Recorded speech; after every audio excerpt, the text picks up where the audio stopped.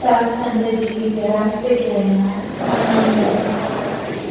सात संगत जी दासी को जिस स्टेज पे बैठा दिया, दासी बिल्कुल कोई ऐसी क्वालिटी नहीं रखती थी, आपको कोई पर सत्संग का ये सत्संग है। बचपन में आप लोग दासी को ये जब सेवा बख्शी रहते हैं, आप सत्संग में बाबा जी में सरदार बच्चे ऐसे पत्थर से खाते रहते थे, कैसे सत्संग में हम सबकी तरह रच लेते हर पल सेवा कैसे करना से पूरी पत्थर तो धन्यवाद। तो बातें जी आपकी सिर्फ जल्दी से आगे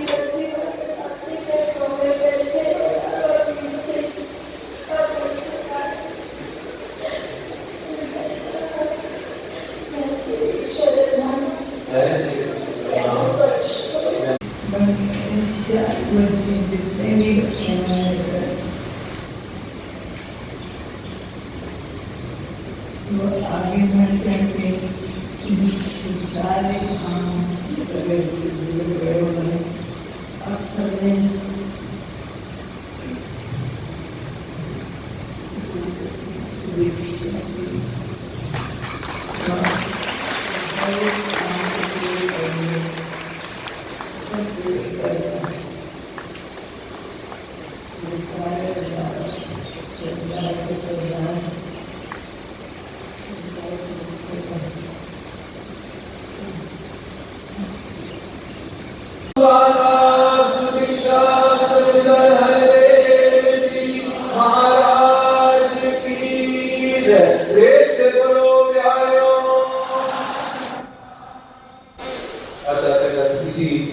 लड़ी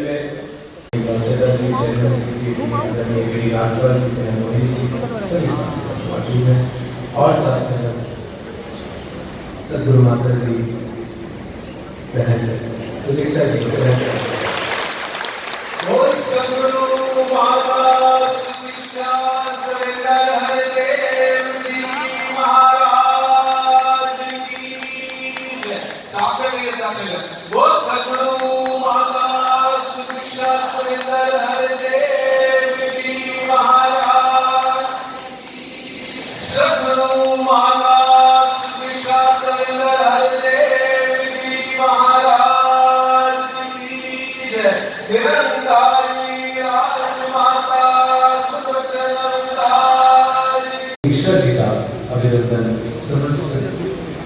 इसी के अंदर आगे बढ़ते कर रहे हैं। अगर मंच पर भी आप देख रहे हैं समझेगा हमारी एग्जीक्यूटिव कमेटी के सभी सदस्य मौजूद हैं। सदगुरु माता सुदीक्षा जी का स्वागत अभिनंदन आशीर्वाद प्राप्त करते हुए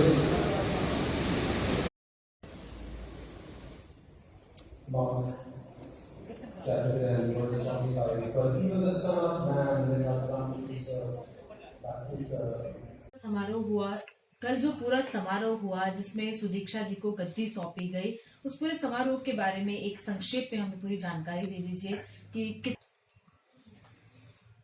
ये हमारे संत निरंकारी मिशन के इतिहास का बहुत बड़ा दिन था कल। वैसे तो हमारे सतगुरु माता सुरेंद्र हरदेव जी महाराज ने 16 जुलाई को ही परसों सुदीक्षा जी को अपने अगला संत निरंकारी मिशन का सतगुरु घोषित कर दिया था, लेकिन उसे औपचारिक रूप में एक सेरेमनी के तौर पर वो एक कल बहुत बड़ा समागम किया गया। उसके अंदर वो सेरेमनी संपन्न हुई। माता जी का स्वास्थ्य ठीक नहीं, उसके बावजूद वो आए। जैसे ही मंच पर आए, उनका उन्हीं के प्राइवेट सेक्रेटरी संदीप गुलाटी जी ने फूलों का गुलदस्ता देकर सारी साध संगत की तरफ से स्वागत किया। उसके बाद उन्होंने सुदीक्षा जी को तिलक लगाया अपने हाथ से और सतगुरु का आसन उनको ऑफर किया, उनको बिठाया। उसके बाद उन्होंने सफेद दुपट्टा उनको एक भक्त के एक मदद से पहनाया और ये सफेद दुपट्टा भी हमारे सतगुरु की आध्यात्मिक शक्तियों का चिन्ह माना जाता है। तो इस तरह उनको फॉर्मली संतरकारी मिशन का छठा सतगुरु कल से बनाया गया। जो समागम किया गया उसमें हमारे central planning and advisory board के मेंबर, संतरकारी मंडल की एग्जीक्यूटिव कमेटी के मेंबर, बाहर से बहुत से जोनल इंचार्ज आए और देश भर से अपने हजारों भक्तों ने उस कल वाले समागम में भाग लिया। जैसे ही माता जी ने उनको आसन दिया, तिलक लगाने के बाद दुपट्टा पहनाया, उसके बाद संतरकारी मंडल के अपने अध्यक्ष गोविंद सिंह जी ने उनको माला पहनाकर साध संगत की तरफ से स्वागत किया उनका।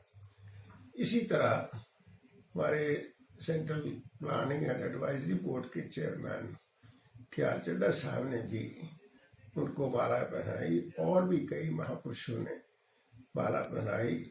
गुरु परिवार के लगभग सभी सदस्यों ने माता अपने सुदीक्षा जी को माला पहनाकर उनका स्वागत किया। कितने बड़े स्तर पर ये ऐसा है कि उनका जन्म 13 अप्रैल 1985 को हुआ। आज वो 33 बरस के हैं। इसमें कोई शक नहीं कि मिशन के साथ तो बचपन से ही जुड़े हुए हैं। आध्यात्मिक वातावरण में ही उनका जन्म हुआ, उनका पालन पोषण हुआ और पिछले 2016 के दिसंबर से वो मिशन के जितनी भारत के बाहर 60 से भी ज्यादा देशों में गतिविधियां हैं, उनका मार्गदर्शन वो खुद कर रही थी। फॉरेन डिपार्टमेंट की इंचार्ज थी, तो इसलिए कोई उनके लिए नया नहीं था। लेकिन ये ऐसे मामले में भावुक होना और खासतौर पर क्योंकि माता जी का स्वास्थ्य कुछ ठीक नहीं चल रहा है, इसलिए वो और उसका उनकी तरफ से भी थोड़ी सी अपने सेंटिमेंट्स आ जाते हैं। बाकी यही है कि हमारे यहाँ सतगुरु हमारे जैसा है, एक परिवार का मेंबर है और हमारी सारी अपने मुश्किलों को, सारी समस्याओं को स्वयं जानता है। इसलिए वो हमारे लेवल पर आकर हमारी तरह ही भावुक भी कई बार हो जाए तो कोई बड़ी बात नहीं है। मुख्यतः ऐसा है कि मेन कारण तो यही है कि माता जी ने अपने स्वास्थ्य को देखा, काफी अपने लंबा इलाज हो रहा था, अभी और भी होना बाकी है। तो इसलिए उन्होंने सोचा कि अब ये जिम्मेदारी मैं किसी को सौंप दूं। और ये बेटी उनकी अपनी सबसे छोटी बेटी है और ये उनकी देखभाल भी कर रही थी और मदद भी कर रही थी हर तरह से। तो ये उनके साथ रही, शुरू से ही रही और उन पर उनको ज़्यादा समझिए भरोसा कह लीजिए, है जी। लेकिन हमारे यहाँ कहना तो ये चाहिए कि ये सतगुरु का अपना प्रिविलेज है, सतगुरु की अपनी चॉइस है, इसमें किसी को कोई दखल नहीं है। गुरु का चुनाव जो है वो गुरु ही कर रहा है, तो इसमें और किसी को दखल नहीं है। इसलिए किसी भी महापुरुष ने, जब माता जी ने 16 जुलाई को अपनी इच्छा प्रकट की, तो किसी भी अपने महापुरुष ने माता जी को ये नहीं कहा कि माता जी ये आप क्या सोच रहे हैं। नहीं, सबने नतमस्तक होकर उनके इस आदेश को अपने लिए, सब मिशन के लिए आदेश माना। और सुदीक्षा जी ने भी यही कहा कि मेरे अंदर कोई लियाकत तो नहीं थी, लेकिन ये है क्योंकि सतगुरु के आदेश के रूप में आया है, इसलिए मुझे स्वीकार करना पड़ा। तो मैं अपना जितना भी हो सकेगा जिम्मेदारी निभाऊंगी। और साथ संगत से उन्होंने अपील की कि आप मुझे आशीर्वाद भी दीजिए, मेरा साथ भी दीजिए, ताकि जो काम अधूरे रहे हैं, जैसे माता जी ने भी कहा कि कुछ काम अधूरे रह गए हैं बाबा जी के जमाने से, हम नहीं कर पाए पिछले 2 साल में, अब सुदीक्षा जी को आप साथ दें और मिलजुल कर वो काम सारे पूरे करें। तो उन भावनाओं को लेकर सुदीक्षा जी ने ये सब जिम्मेदारी संभाली। एक स्पिरिचुअल मिशन है, एक आध्यात्मिक विचारधारा है। तो हमारे सतगुरु के पास आध्यात्मिक ताकतें हैं, आध्यात्मिक पावर है। और सबसे बड़ा ये कि हम समझते हैं कि वो ब्रह्म ज्ञान के कस्टोडियन है। ब्रह्म ज्ञान वो हमें देते हैं और फिर कुछ महापुरुषों को ऑथोराइज कर देते हैं, वो भी आगे ज्ञान बांटते हैं, ब्रह्म ज्ञान बांटते हैं, इसमें कोई शक नहीं। लेकिन मेन सोर्स जो है वो हमारा सतगुरु है। तो ये सतगुरु हमारी एक आध्यात्मिक अपने कह लीजिए पोजीशन है, एक स्पिरिचुअल एंटिटी है और हम उसका उसी रूप में आदर करते हैं। बाकी प्रबंध करने के लिए मंडल बना हुआ है, बोर्ड बना हुआ और तो सारा आशीर्वाद तो वहीं से आता है, हमें लेना पड़ता है, लेते हैं हम, क्योंकि ये सतगुरु का भी मिशन है। तो क्यों हम तो केवल एडमिनिस्ट्रेशन करते हैं, चलाते हैं। तो चलाना है तो वो मिशन चलाना है जो हमारा सतगुरु चाहता है। तो ये आध्यात्मिक शक्तियां हैं, आध्यात्मिक जो उनकी एंटिटी है, अस्तित्व है, पर्सनालिटी है, उसी को हम सतगुरु कह रहे हैं। सुदीक्षा जी के अब आगे की जिम्मेदारियां क्या होंगी, क्योंकि एक बड़ी गद्दी उन्होंने संभाली है, क्या काम किए जाएंगे? देखिए, ऐसा है कि हमारा मिशन एक एवोल्यूशन है, चल रहा है और आज ये काफी एक अच्छा मजबूत मिशन बन चुका है। हमारे बाबा बूटा सिंह जी ने इसका प्रारंभ किया, तो उनके साथ बाबा अवतार सिंह जी थे, तो 2-2, 4-4 करके लोगों को जोड़ा उन्होंने। उसके बाद बाबा अवतार सिंह जी का अपना जमाना आया, वो पार्टीशन के बाद दिल्ली आ गए, तो कुछ संगतें और बढ़नी शुरू हो गई, जाता रहा। उसके बाद क्योंकि ये मिशन जो है वो धार्मिक एक अपने सहनशीलता का मिशन है, इसलिए पार्टीशन के बाद बहुत से लोगों को ऐसा लगा कि यहाँ हमारे जख्मों पर मरहम लग रही है, हमारे जख्मों को चैन मिल रही है हमें, तो आए। इस तरह मिशन बढ़ता गया। फिर आगे बाबा गुरबचन सिंह जी का जमाना आया, उन्होंने मिशन को हिंदुस्तान भर में बड़ी तेजी से फैलाया और हिंदुस्तान के बाहर भी मिशन को लेकर गए।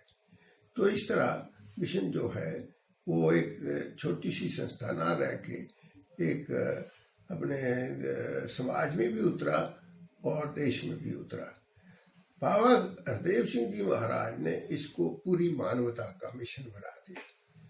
पूरी मानवता का वननेस का मिशन है, यूनिवर्सल यूनिटी का मिशन है, यूनिवर्सल ब्रदरहुड का मिशन है, ह्यूमन यूनिटी का मिशन है, प्रेम प्यार का मिशन है, सहनशीलता, अहिंसा, ऐसे जो सद्भाव हैं उनका मिशन है, सबको साथ लेकर चलने वाला मिशन है। तो ये मिशन ऑलरेडी यहाँ इस लेवल पे आ चुका है कि दुनिया भर में फैल चुका है। अब सिर्फ उसको आगे बढ़ाना है।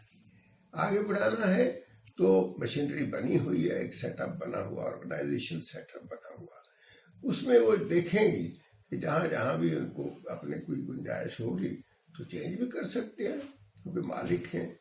रही बात यूथ की, यूथ का मार्गदर्शन तो बाबा गुरबचन सिंह जी के ज़माने से ही हो रहा है। खासतौर पर जब मिशन बाहर गया तो ये यूथ की एक समस्या हमारे सामने आई, बाबा जी ने उनको गले लगाया और आज वो बच्चे।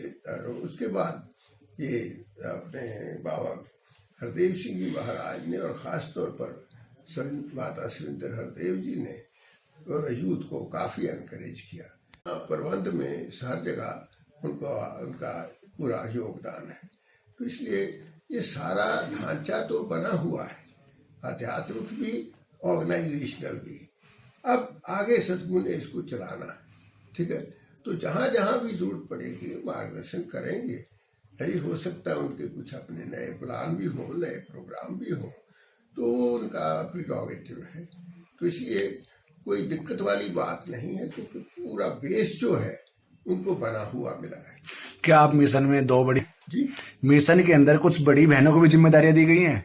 बड़ी बहनों को ऐसा है कि बड़ी बहनों को अभी कोई जिम्मेदारी खास नहीं है, लेकिन ये है कि कोई ऐसी, हाँ, बाबा जी की सिस्टर्स हैं। एक सिस्टर अपने हैदराबाद में हमारी जरूरी चार्ज है आंध्र प्रदेश की, और उसके बाद एक उनकी सिस्टर हैं जो हमारी यहाँ अपने संत निरंकारी चैरिटेबल फाउंडेशन बनाई गई अपने 2010 से, तो उसकी आज वो डायरेक्टर है। उनका नाम बिंदिया छाबड़ा है। जो अपने, तो ये दो बहनें हैं। तो जो छोटी अपनी माता जी की अपनी बेटियां हैं, उन दोनों के पास अभी कोई खास जिम्मेदारी नहीं।